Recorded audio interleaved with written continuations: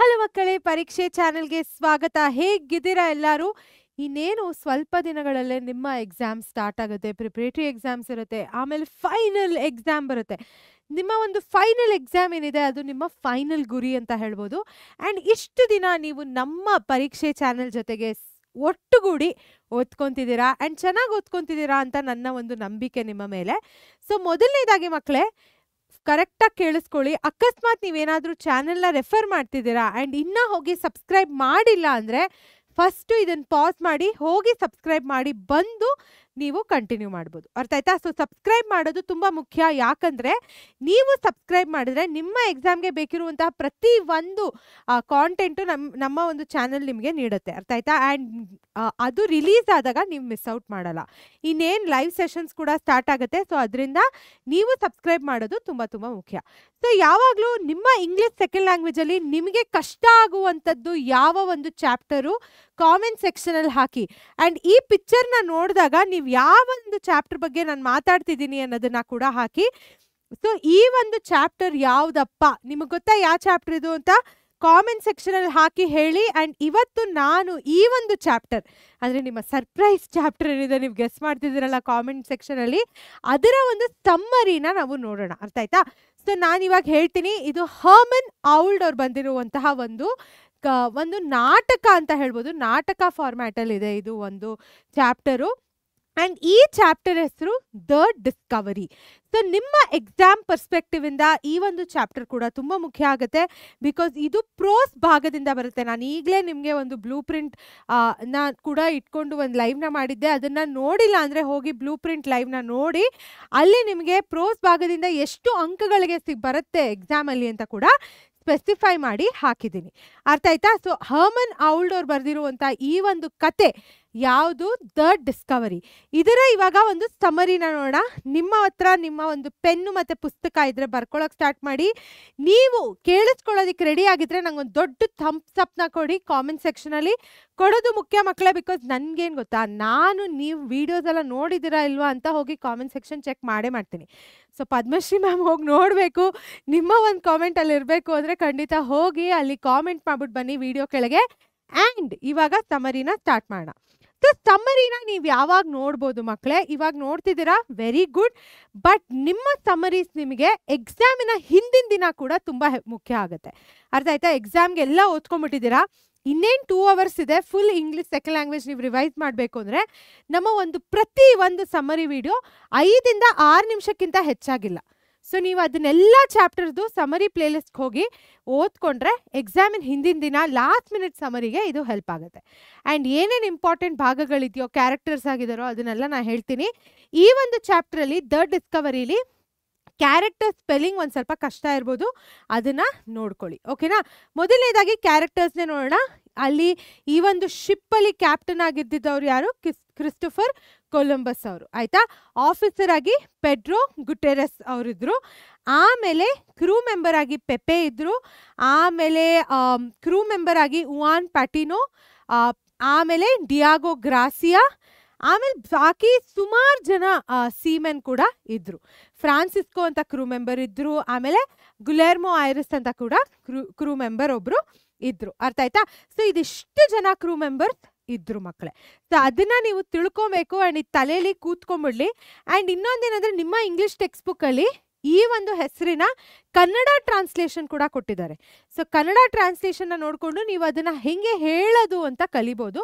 But ಹೇಳೋಕ್ಕಿಂತ spelling ಮುಖ್ಯ. ನೀವು ಅದನ್ನು ಕರೆಕ್ಟಾಗಿ ಪ್ರೊನೌನ್ಸ್ ಮಾಡ್ತಿಲ್ದರೂ ಪರವಾಗಿಲ್ಲ. ಎಕ್ಸಾಮ್ ಪರ್ಸ್ಪೆಕ್ಟಿವಿಂದ ಹೇಗೆ ಬರೀತೀರಲ್ಲ, ಸ್ಪೆಲ್ಲಿಂಗು ತುಂಬ ಮುಖ್ಯ ಆಗುತ್ತೆ. ಸೊ ಅದನ್ನು ತಲೆಯಲ್ಲಿಟ್ಕೊಳ್ಳಿ. ಸೊ ಇವಾಗ ರಿವೈಸ್ ಮಾಡೋಣ ಬನ್ನಿ. ಶಿಪ್ಪಿನ ಹೆಸರು ಏನಿತ್ತು ಮಕ್ಕಳೇ? ನಿಮ್ಮ ಬೋರ್ಡ್ ಮೇಲೆ ಕೂಡ ಇದೆ. ಶಿಪ್ಪಿನ ಹೆಸರು ಏನಿತ್ತು ಕಾಮೆಂಟ್ ಸೆಕ್ಷನಲ್ಲಿ ಹಾಕಿ ನಂಗೆ ಹೇಳಿ. ಸಾಂಟಾ ಮಾರಿಯಾ ಅಂತ ಇದ್ದಿದ್ದು ನಮ್ಮ ಒಂದು ಶಿಪ್ಪಿನ ಹೆಸರು. ಈ ಹೆಸರನ್ನ ಜ್ಞಾಪಕ ಇಟ್ಕೊಬೇಕು ಅಂದರೆ ಇನ್ನೇನು ಡಿಸೆಂಬರ್ ಬಂದಿದೆ, ಆಗಿಲ್ಲ.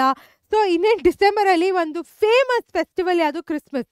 ಅದ್ರಲ್ಲಿ ಬರೋದು ಯಾರು? Santa Claus. So Santa Maria ಅಂತ ನೀವು ಜ್ಞಾಪಕ ಇಟ್ಕೊಳ್ಳಿ, ಎಕ್ಸಾಮ್ಗೆ ಹೆಲ್ಪ್ ಆಗುತ್ತೆ. So the ship Santa Maria had been sailing for a very long time in search of a new land. So ಈ ಒಂದು ಶಿಪ್ ಏನಿದೆ, ಹೊಸ ಒಂದು ಜಾಗ, ಹೊಸ ಒಂದು ಭೂಮಿನ ಕಂಡುಹಿಡಿಯೋದಕ್ಕೋಸ್ಕರ ತುಂಬ ದಿನಗಳಿಂದ ಅದು ಹೋಗ್ತಾ ಇತ್ತು. The months of sailing was exhausting and the crew had become very unhappy. ಏನಾಗುತ್ತೆ, ನೀವು ಒಂದೇ ಟಾಸ್ಕ್ನ ದಿನಾ ಮಾಡ್ತಾನೆ ಇದ್ರೆ ಆಫ್ಟರ್ ಸಮ್ ಟೈಮ್ ಒಂದು ರೀತಿಯಾದ ಅನ್ಹ್ಯಾಪಿನೆಸ್ ಆ ಕ್ರೂ ಮೆಂಬರ್ಸಲ್ಲಿ ಹುಡ್ಕೊಂತು. ಕ್ರೂ ಮೆಂಬರ್ಸ್ ಅಂದರೆ ಏನು? ಶಿಪ್ಪಲ್ಲಿ ಇರುವಂತಹ ಜನಗಳು, ಶಿಪ್ಪಲ್ಲಿ ಕೆಲಸ ಮಾಡುವಂತಹ ಒಬ್ಬರು ಜನಗಳು. ಅರ್ಥ ಆಯ್ತಾ? ಸೊ ಇವಾಗ ನೋಡೋಣ ಮೊದಲನೇ ಕಾನ್ವರ್ಸೇಷನ್ನು. ಇವಾಗ ಟೂ ಸೇಲರ್ಸ್ ಮಧ್ಯ ನಡೆಯುತ್ತೆ, ವಾನ್ ಮತ್ತು ಡಿಯಾಗೋ ಮಧ್ಯ. ಸೊ ಅವರು ಒಂದು ಹಾಡನ್ನು ಹಾಡ್ತಾರೆ. ಅರ್ಥ ಆಯ್ತಾ? ಸೊ ಹಾಡನ್ನು ಯಾಕೆ ಹಾಡ್ತಾರೆ? C song. ನಾನು ಇದನ್ನು ಎಕ್ಸ್ಪ್ಲನೇಷನಲ್ಲಿ ಹಾಕಿ ಹೇಳಿದ್ದೀನಿ. ಅದನ್ನು ಅರ್ಥ ಮಾಡ್ಕೊಳ್ಳೋದು ನಿಮ್ಗೆ ಇಂಪಾರ್ಟೆಂಟು. ಅದನ್ನು ಅರ್ಥ ಬೇಕು ಅಂದರೆ ನೀವು ಎಕ್ಸ್ಪ್ಲನೇಷನ್ ನನ್ನ ಒನ್ ಶಾರ್ಟ್ ವಿಡಿಯೋ ನೋಡಿದ್ರೆ ಅದು ಅರ್ಥ ಆಗುತ್ತೆ. ಓಕೆನಾ? ಸೊ ಈ ಒಂದು ಸಿ ಸಾಂಗ್ನ ಹಾಡ್ತಾರೆ to keep up their spirits high, ಅಂದರೆ ಖುಷಿಯಾಗಿರೋದಕ್ಕೆ, ಅವ್ರಿಗೆ ಒಂದು ರೀತಿಯಾದ ಮೋಟಿವೇಶನ್ ಪಡ್ಕೊಳ್ಳೋದಕ್ಕೆ. Officer Pedro chats with them. He reminds the sailors that Captain Columbus hates the song.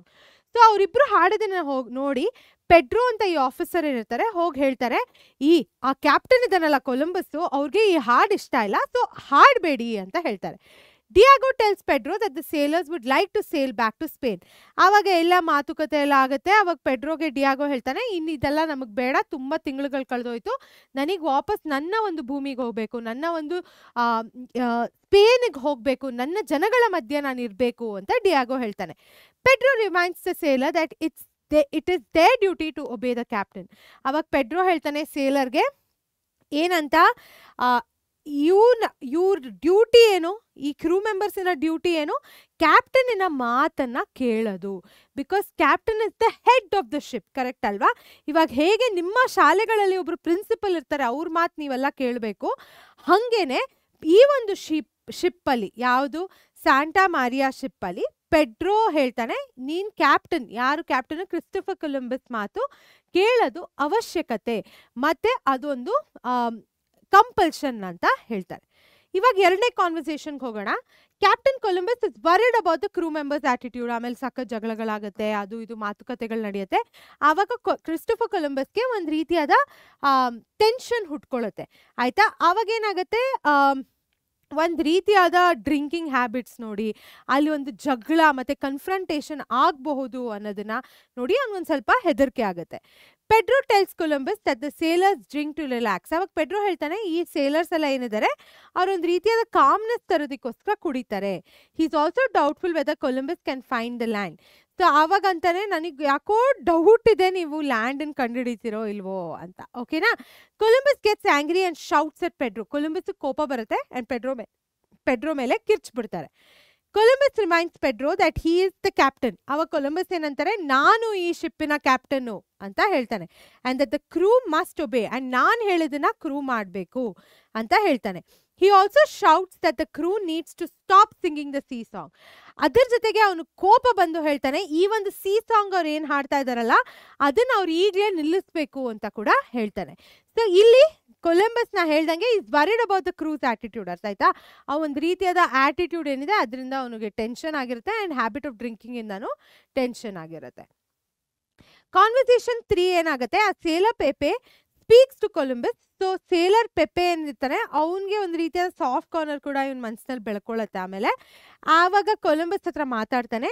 He informs Columbus that he hates the crew and pledges his loyalty to the captain. ಆವಾಗ Pepe ಹೇಳ್ತಾನೆ, ನನಗೆ ಈ ಕ್ರೂ ಕಂಡ್ರೆ ಆಗಲ್ಲ, ನನ್ನ ಒಂದು loyalty ಏನಿದೆ ಅದು ನಿಮ್ಮ ಕಡೆ ಇದೆ, ನಾನು ನಿಮ್ಮನ್ನ ನಂಬ್ತೀನಿ ಕ್ಯಾಪ್ಟನ್ ಅಂತ ಹೇಳ್ತಾರೆ. ಆ್ಯಂಡ್ ನಾನು ಯಾವಾಗಲೂ ನೀವೇನು ಡಿಸಿಷನ್ ತೊಗೊತೀರೋ ಅದ್ರ ಜೊತೆಗೆ ನಾನು ಇರ್ತೀನಿ ಅಂತ ಹೇಳ್ತಾರೆ. The crew meanwhile decides to mutiny and they confront Columbus. ಆವಾಗ ಕ್ರೂ ಏನಾಗುತ್ತೆ, ಇನ್ನೇನು ಕನ್ಫ್ರಂಟ್ ಮಾಡಕ್ಕೆ ಹೋಗ್ತಾರೆ, ಇದನ್ನ ಇಲ್ಲೇ ನಿಲ್ಲಿಸ್ಬೇಕು, ನಮಗೆ ವಾಪಸ್ ಸ್ಪೇನ್ಗೆ ಹೋಗಬೇಕು ಅಂತ ಡಿಸೈಡ್ ಮಾಡ್ಕೊಂಡು ಎಲ್ಲರೂ ಹೋಗಿ ಕೊಲಂಬಸ್ ಹತ್ರ ಹೋಗ್ತಾರೆ. Columbus also disturbed remains com and wants the crew of punishment. So ಅವನಿಗೆ ತುಂಬ ತಲೆ ಕೆಟ್ಟೋಗಿರುತ್ತೆ, ಬಟ್ ಆಸ್ ಎ ಲೀಡರ್ ಅವನೇನು ಮಾಡ್ತಾನೆ, ಕಿರ್ಚಲ್ಲ. ಅರ್ಥ ಆಯ್ತಾ? ನಿಧಾನಕ್ಕೆ ಹೇಳ್ತಾನೆ, ಕಾಮಾಗಿ ಹೇಳ್ತಾನೆ, ನೀವು ಈ ಥರ ಮಾಡಿದ್ರೆ ನಿಮಗೆ ಪನಿಷ್ಮೆಂಟ್ ಸಿಗತ್ತೆ ಅಂತ. He reminds the crew that it's their duty to obey him just like he is obeying the royalty of Spain. ಅವಾಗ ಹೇಳ್ತಾರೆ, ನಿಮ್ದೆಲ್ಲ ಡ್ಯೂಟಿ ಏನು, ನಾನು ಹೇಳೋದನ್ನ ಒಬೇ ಮಾಡೋದು, ನಾನು ಹೇಳೋದನ್ನ ಮಾಡೋದು, ಜಸ್ಟ್ ಲೈಕ್ ಹೇಗೆ ಕ್ಯಾಪ್ಟನು ಸ್ಪೇನ್ ರಾಯಲ್ಟಿನ ಒಬೇ ಮಾಡ್ತಾ ಇದ್ದಾರಲ್ಲ ಹಾಗೇನೆ. ಗುಲೆರ್ಮೋ ಐರಿಸ್ ಅ ಸೇಲರ್ ಚಾಲೆಂಜಸ್ ಕೊಲಂಬಸ್. ಅವಾಗ ಬಂದು ಗುಲೆರ್ಮೋ ಐರಿಸ್ ಚಾಲೆಂಜ್ ಮಾಡ್ತಾನೆ ಕೊಲಂಬಸ್ಗೆ, ಏನ್ ಮಾಡ್ಕೊಂತೀಯ ಮಾಡ್ಕೋ types. Okay, the other sailors also remain angry and intent to kill the captain. ಅವಾಗ ಏನಾಗುತ್ತೆ, ಬೇರೆ ಜನಗಳು ಕೂಡ ತುಂಬಾ ಕೋಪದಲ್ಲಿರ್ತಾರೆ ಅಂಡ್ ಕ್ಯಾಪ್ಟನ್ನ ಸಾಯಿಸೋದಕ್ಕೆ ಬರ್ತಾರೆ. ಅಂದ್ರೆ ತಲೆಯಲ್ಲಿ ಆ ರೀತಿಯಾದ ಥಾಟ್ಸ್ ಇರುತ್ತೆ. ಸೊ ಆ ಥರ ಬಂದಾಗ ಪೆಪೆ ಏನ್ ಮಾಡ್ತಾನೆ, he rushes to stand between the sailor and the captain and pledges his royalty. So ಅವ್ನು ಬಂದು ಹಿಂಗೆ ಕೈ ಹಾಕೊಂಡು ನೀವು ಕ್ಯಾಪ್ಟನ್ ಹತ್ರ ಹೋಗಬಾರ್ದು ಅಂತ ಆ ಒಂದು ರೀತಿಯಾದ ಲಾಯಲ್ಟಿ ಅವನು ಕ್ಯಾಪ್ಟನ್ ಕಡೆಗೆ ತೋರಿಸ್ತಾನೆ. Columbus points out that the officer Pedro could also be supported, could have supported him and spoken out, but he chose to remain silent.